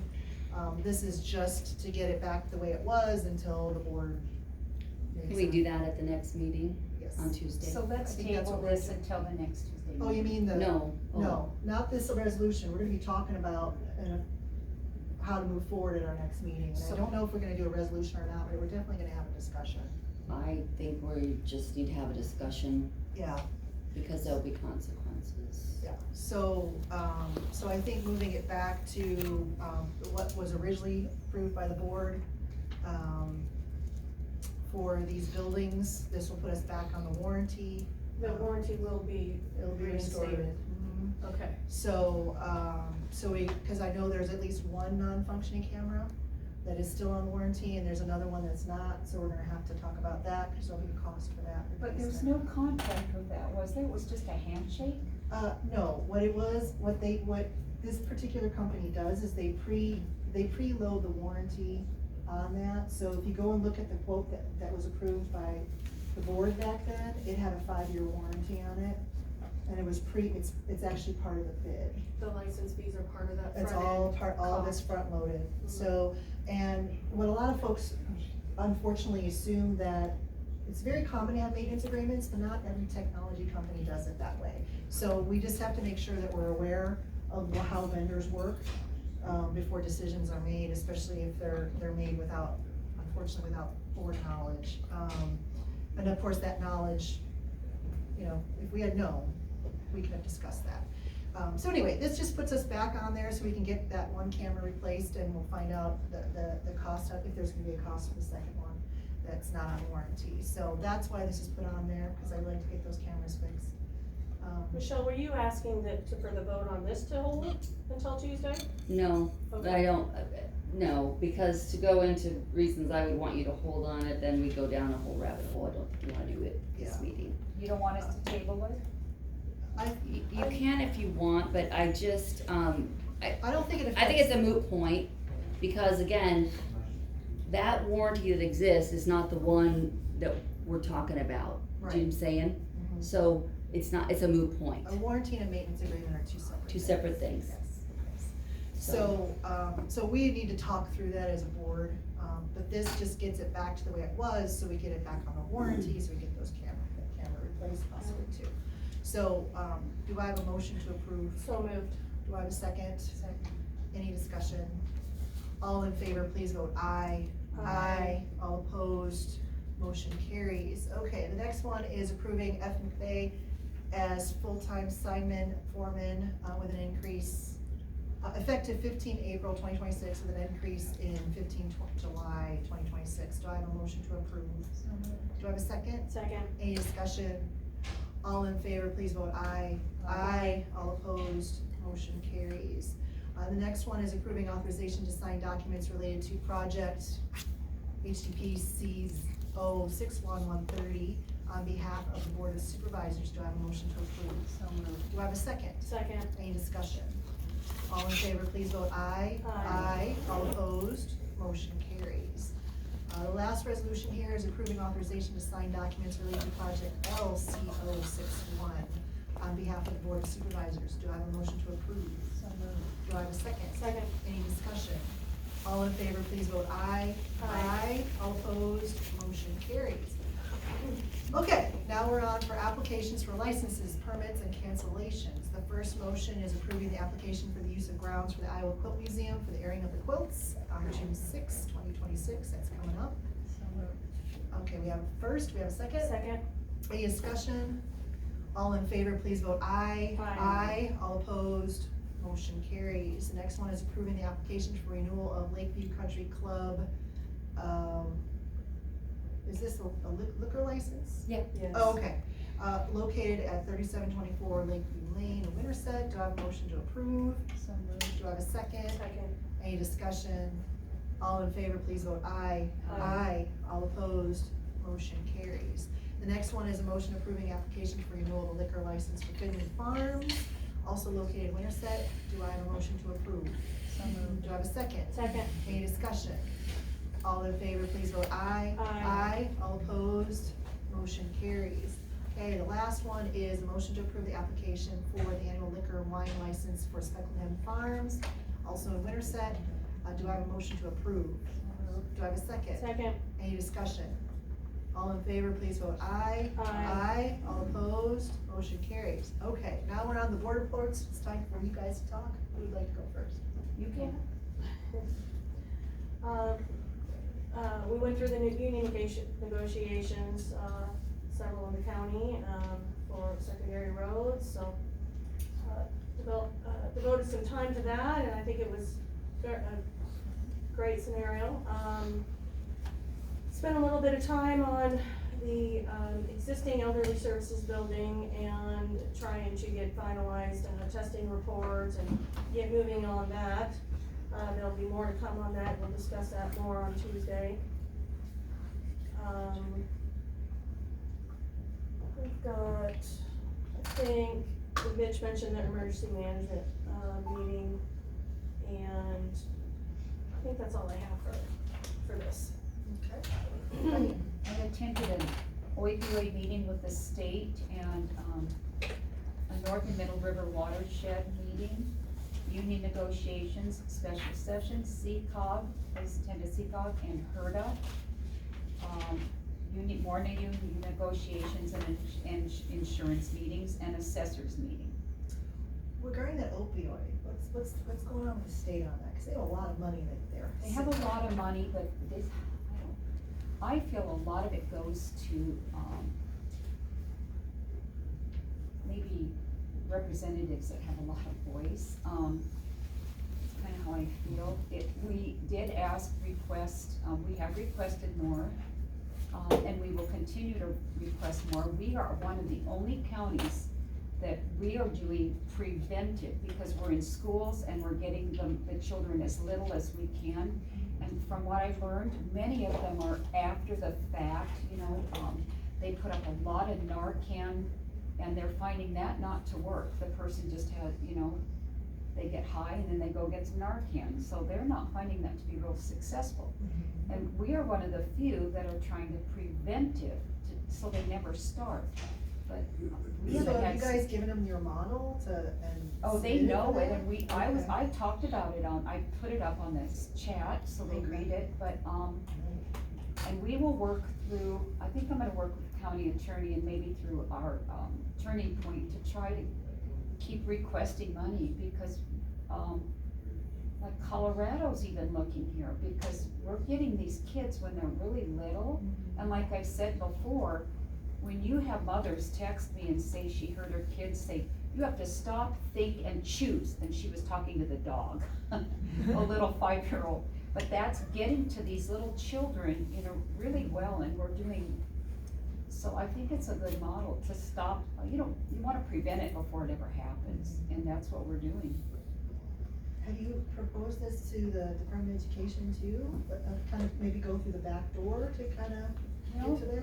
We haven't discussed that, Cause that might be something the Department of Education might be interested in, and they can talk to their colleagues with the opioid folks that are managing it there at the state level, and maybe go in the back door. we can try that, because we are servicing, and every year, we're getting better and better at working with their time frames and their curriculums in the schools. we're up over 400 kids that are participating and all the schools, and they're participating pretty equally. One that's a little bit slower said they're feeling that they're just lagging because they're not scheduling it, but. The Department of Education, the board, the state board, actually, sometimes allows presentations at their board meetings. See if you and maybe Turning Point can get added to their agenda, and maybe do a presentation to them. And then they can maybe advocate and lobby for this program to get some state dollars. Okay, we'll do that. I think it's a good idea. Thanks. Okay. All right, anything else? Oh, you were done? Okay. Sorry. Okay. Okay, so for me, we attended 2 benefits meetings. The board is looking at costs everywhere to save money, so we were talking to our current folks and other folks. I went to a Board of Health meeting, I went to an MPO meeting. I had a conversation with Congressman Nunn's office regarding some additional grant money that might be available for our Hollowell Bridge. So I sent that information to Mike, who jumped on that application really quickly and sent it off. So every time there's an opportunity, I ask. I don't know if we're gonna get it, but, What's MPO? Metropolitan Planning Organization. Thank you. Madison County does not have a vote on that. We're just kind of, because we're considered part of the metro, we still attend, but we don't have a vote yet. I'm assuming once they get bigger, eventually that will change. But anyway, so I'm sorry. Simon Conway on WHO said he would help raise money for Hollywell Bridge. Good. So I'll reach out to him. Well, I know, cause he got married in Madison He County. did. So, yes, so we're looking at all kinds of different things. Hopefully we'll get an answer. I did talk to, some of his staff, was that Thursday, I think, or Wednesday last week, and put a bug in theirs, keep us apprised as to where we're at, if there's ways to improve that, to maybe get us on the short list. You talked to Tracy. No, I talked to Tracy. and then Wes is his deputy chief of staff. Okay. So I talked to him, to both of them. So anyway, so hopefully we might get it, I don't know. You have not, if you ask not. Okay, so that was me for my reports. If there's nothing else, we'll move on to old business. The first one is discuss IT liaison. This came up because of other conversations. Back last year when we transitioned from an on-site IT director to Solutions requested that they be provided lists of contacts in every single department to be their liaison, so if they need something plugged in, something opened up, there's a physical body person there to do that. So because we've had some changes with elected officials and department heads, we'll probably need that list updated. So I can certainly do that. Didn't that always occur in the auditor's office? No, so when we did the resolution, sunsetting the on-site IT director, what was not considered is that from Solutions that we still need bodies in each department to manage that. The other thing that wasn't considered was, we still have the IT budget, for bills to be paid and managed. And then obviously the asset management, part of it for the actual equipment. Michelle's been doing an excellent job with asset management. She got it all squared away. So what I think we probably need to do is update the IT liaison list and then formally delegate the budget and the asset management to, she's graciously taken it on, but I think we probably need to have something official. And because that's an important duty is, maintaining the security of our devices, and then if somebody needs a replacement device. In the inventory. So, I think that we need to do something more formal, and then update the list, contact any new folks, make sure what we have is current. And then you can be the keeper of the IT liaison list if you wish. But not the IT director. It's not a director position, no, because the resolution that passed last year was we did away with the director, so for you. But you're gonna do a new resolution. To So clarify. when department heads call me, I say, Too bad, so sad.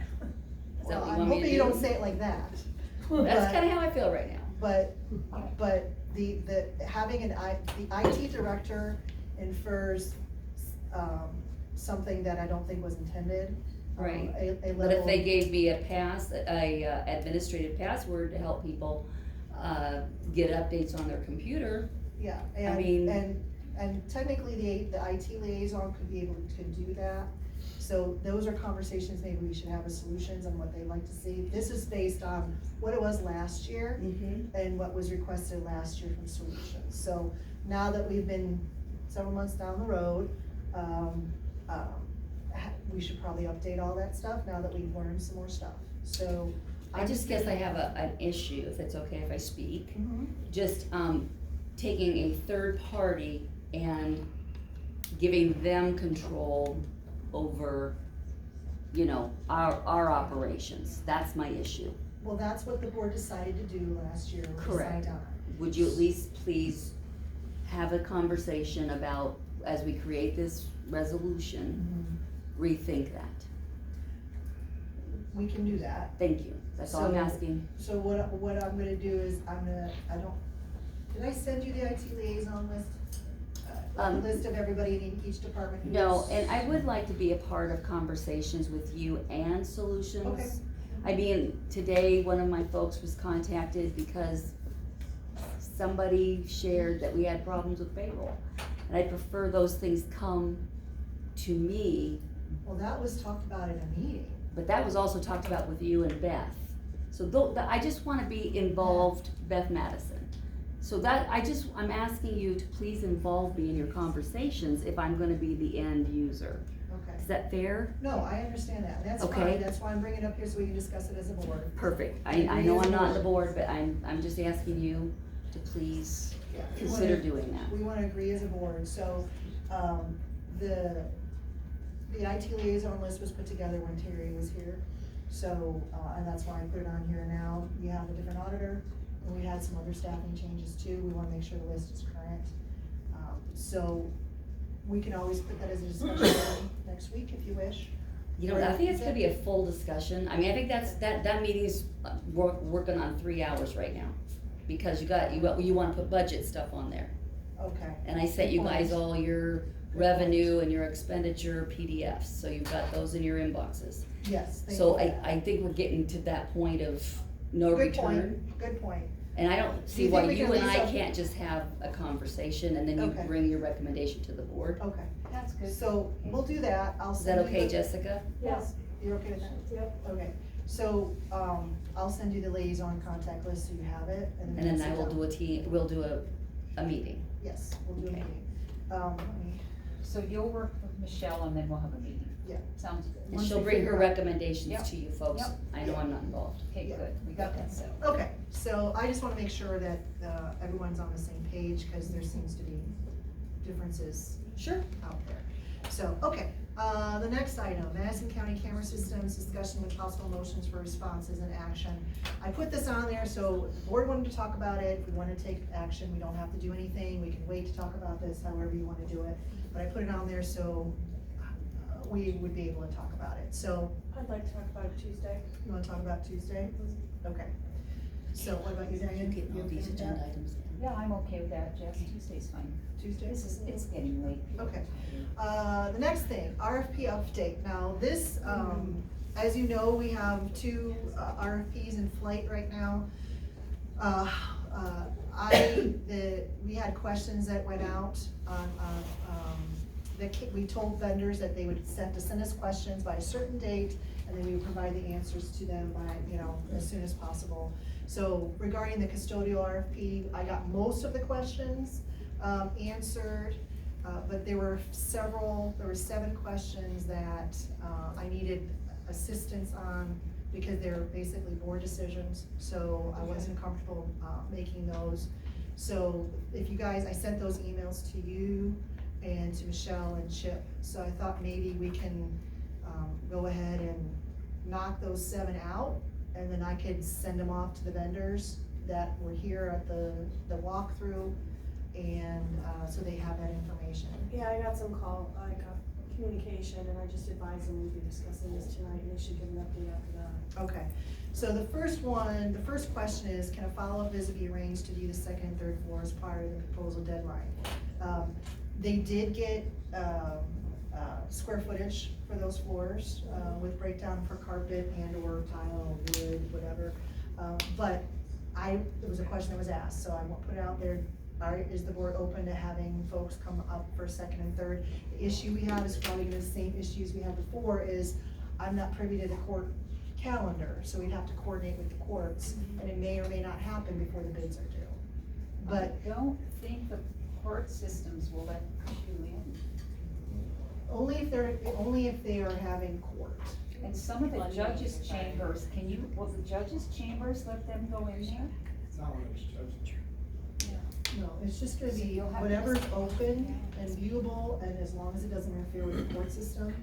And I would coordinate this with Kelly, the court clerk. So, I think if we can arrange it, if I were a vendor, I'd wanna see those two floors.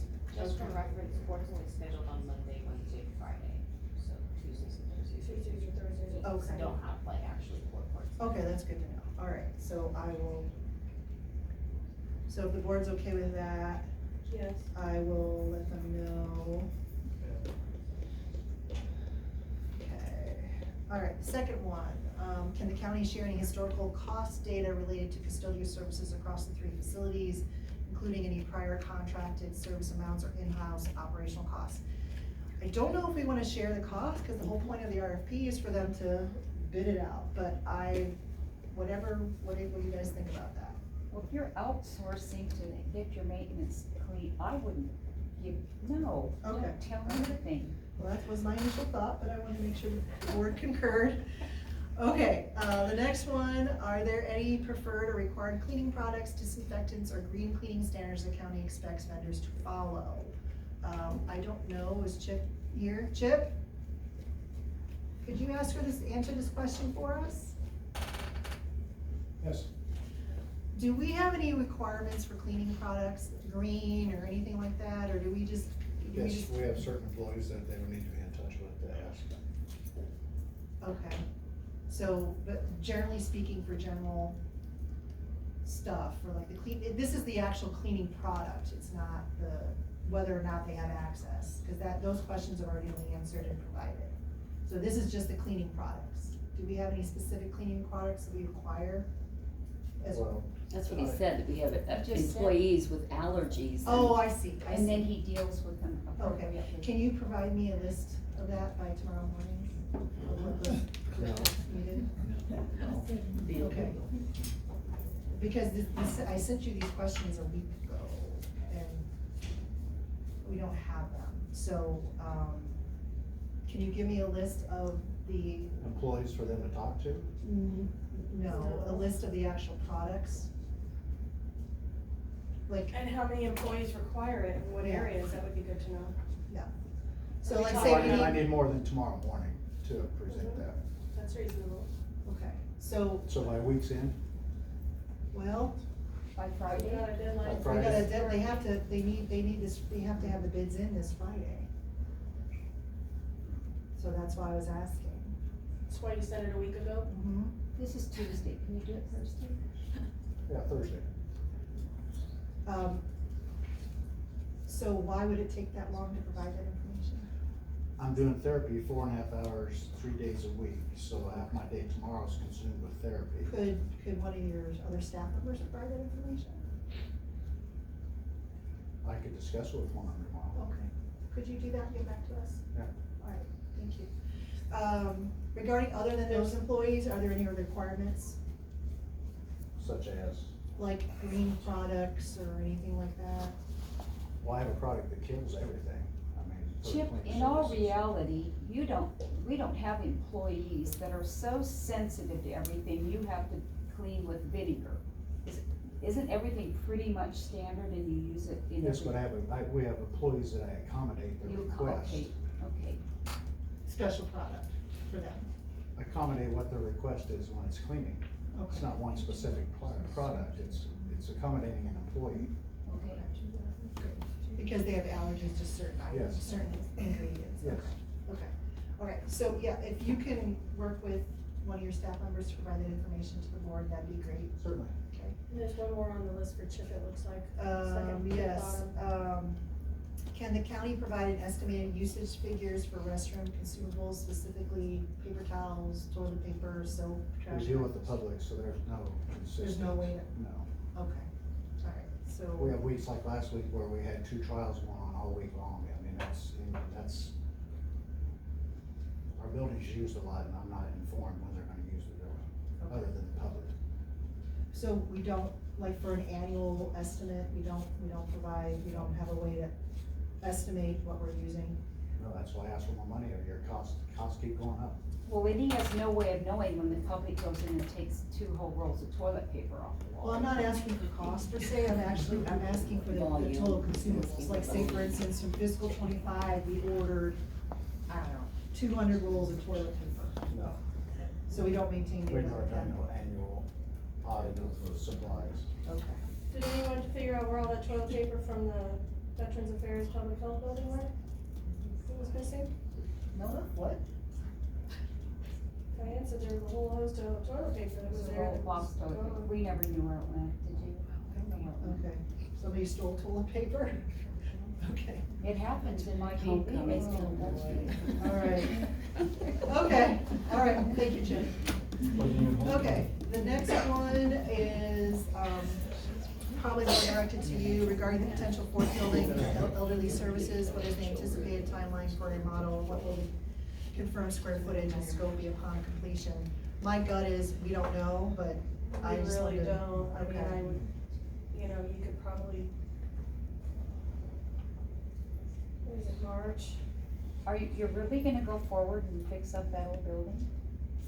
Well, I think that's a conversation. No, that's still conversations to be had with the board.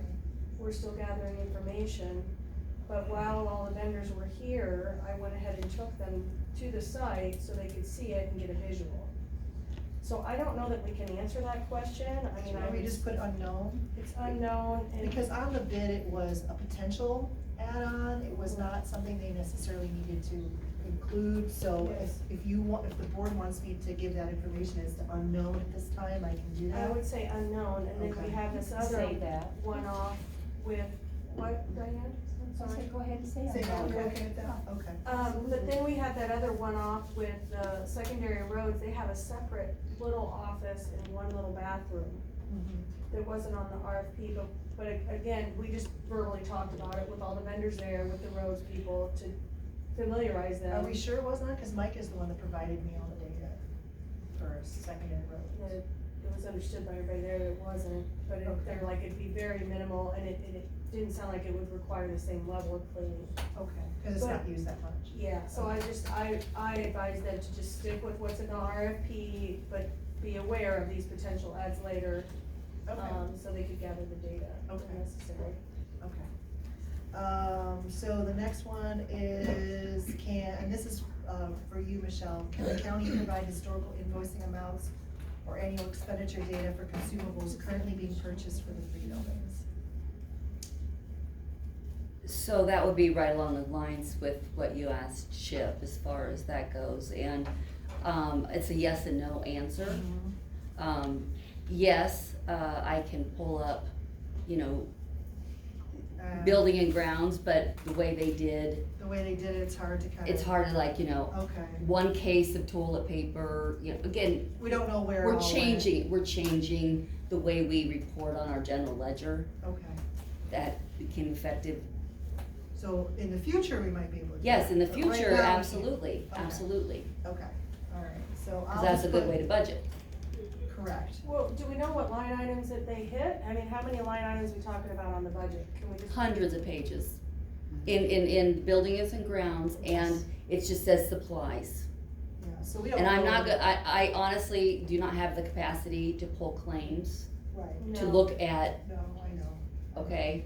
We would No, I research know, it too. I know. So what, the way I can explain it to the vendors is that this is a whole, possible whole cloth change, so a lot of this data we just don't have because it was not something that was done. So, and it's something that will probably be changing.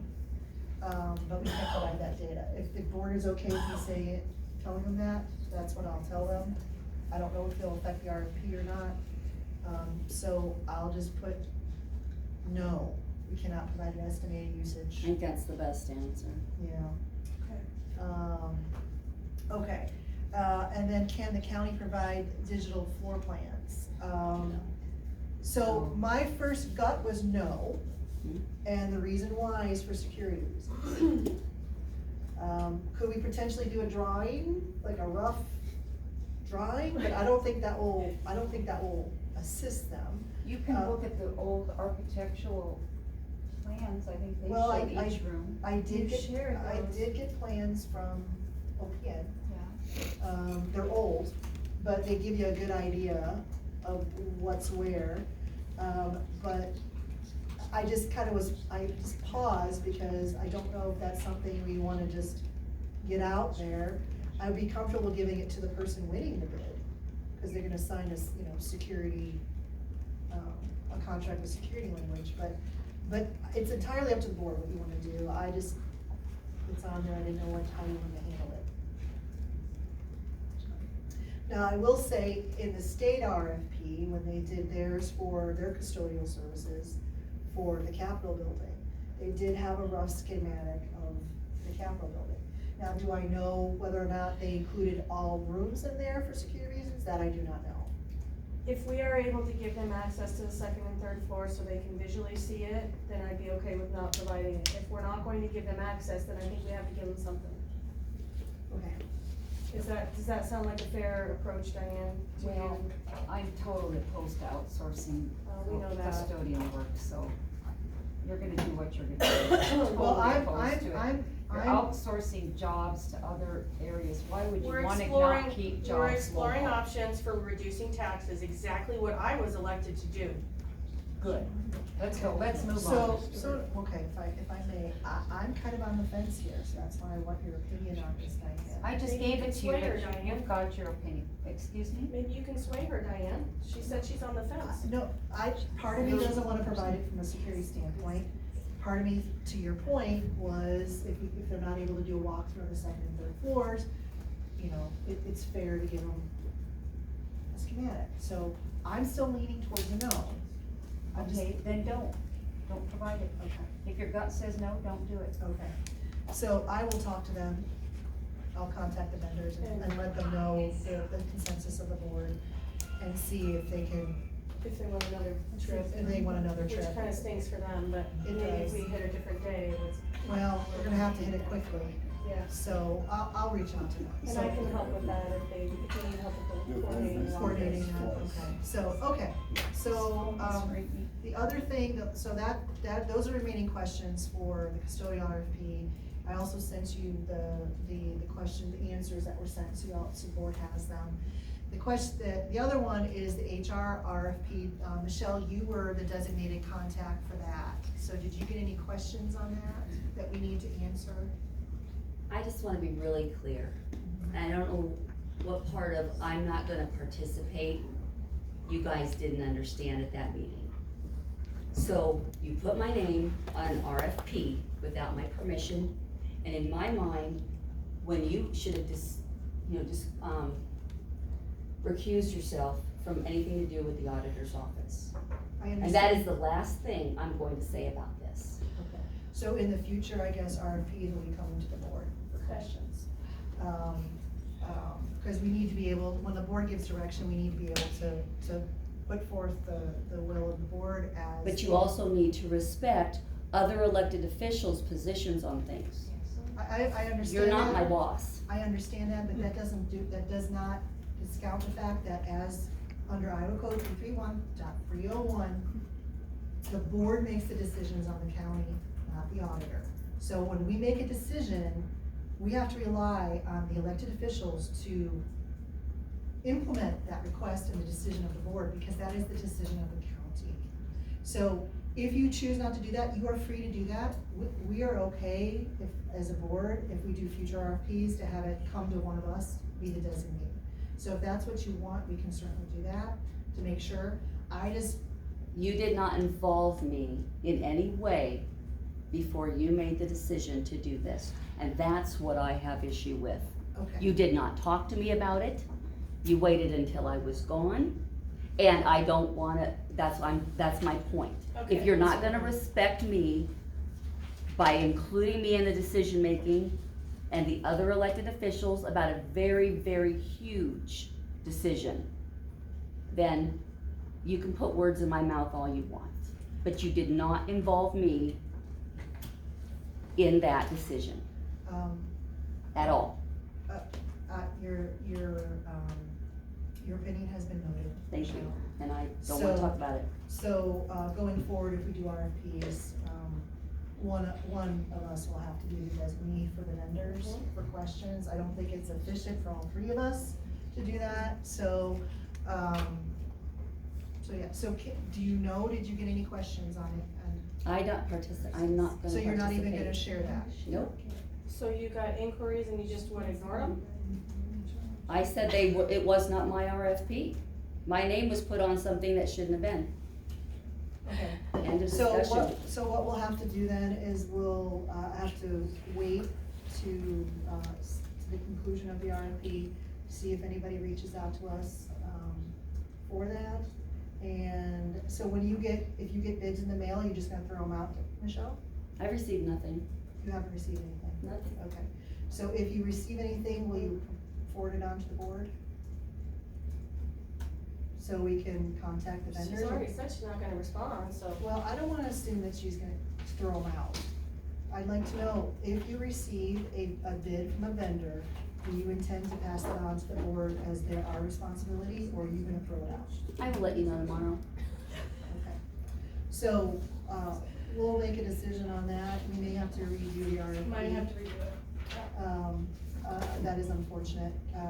So, all right, Nice calm.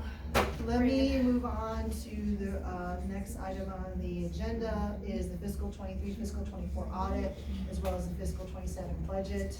Michelle already spoke to the update on the audit. And on the budget, we're gonna have more discussions next week on Tuesday.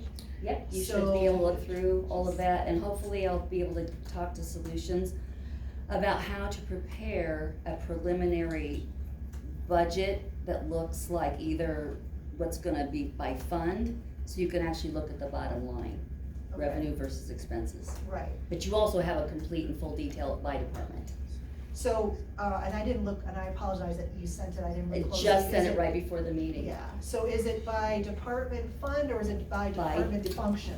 By department, Okay, so you can look by department. okay, cause, what we've got in the past from you and previous auditors were department function, so we could see, like, this is this particular, like the administration portion, the elections portion, and it didn't matter whether it was the general basic or the supplemental or the rural basic, it was all under by function. Correct. Why So don't it you would- take a peek at what you Okay. got, and then send me an email Okay, directing me, to do something a little. well, yeah, exactly, what you need specifically. Yeah, okay, cause that way would make it easier cause there's different, like, for instance, your budget, there's the administration portion, there's the election portion, there's a special election portion, and then the general It's basic. organized by that. Oh, okay, so it's probably done by function then. Just look at it. Okay, so I'll look at it, if I have any questions, I'll let you know. Sure.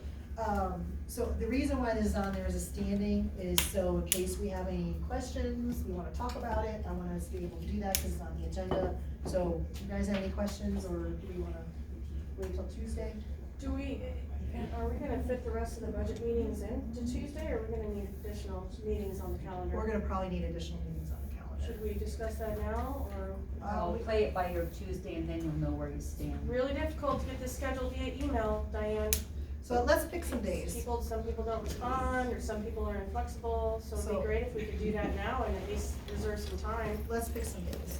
So we have Tuesday the 17th at 9:30.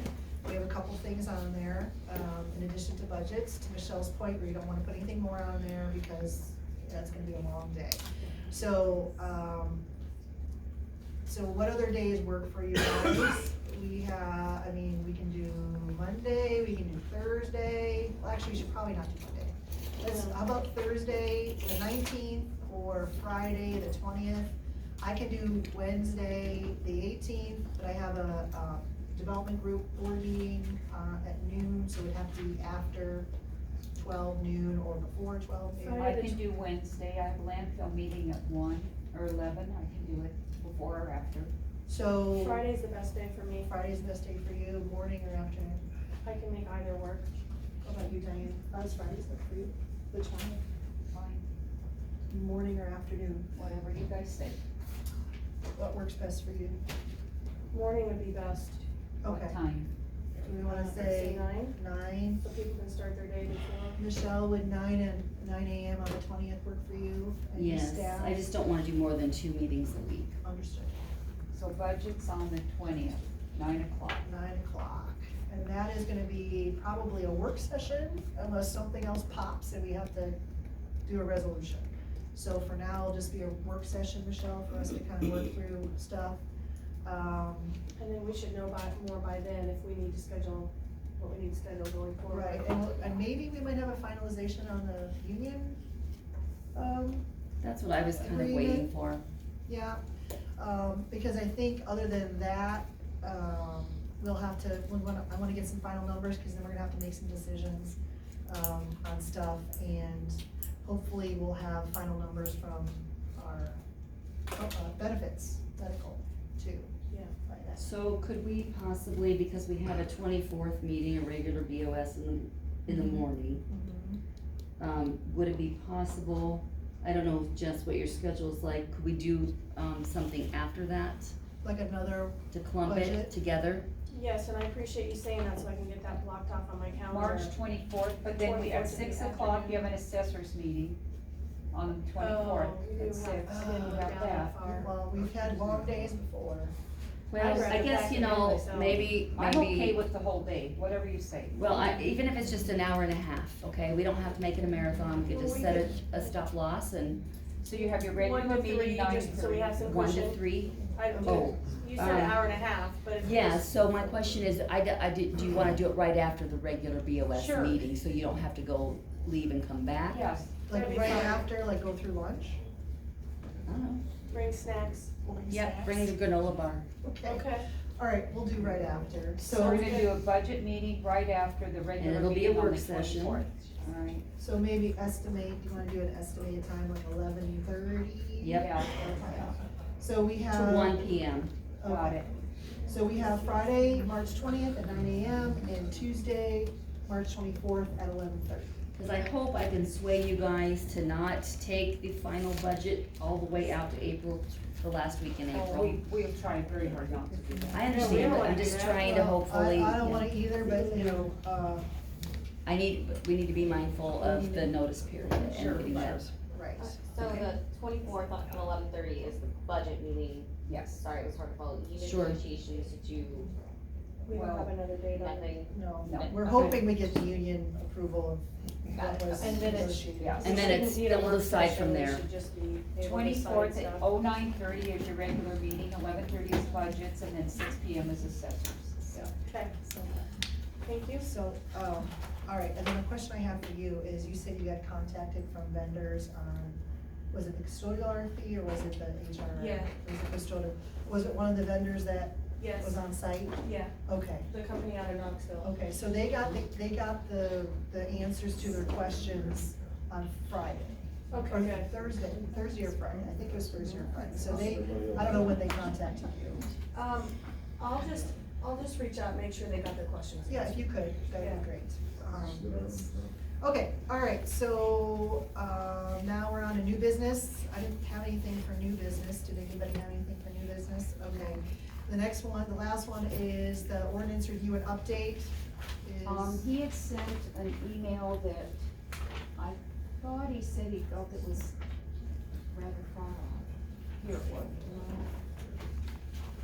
Well, I know we had to reschedule, they had a meeting on the We had to 31st. reschedule. So we had to reschedule it. I don't know when it's rescheduled, so. All right, we'll get it, In progress. it's in progress. All right, so anything else for the good of the group? Otherwise, I'll entertain a motion to adjourn. So, do I have a second? Any discussion?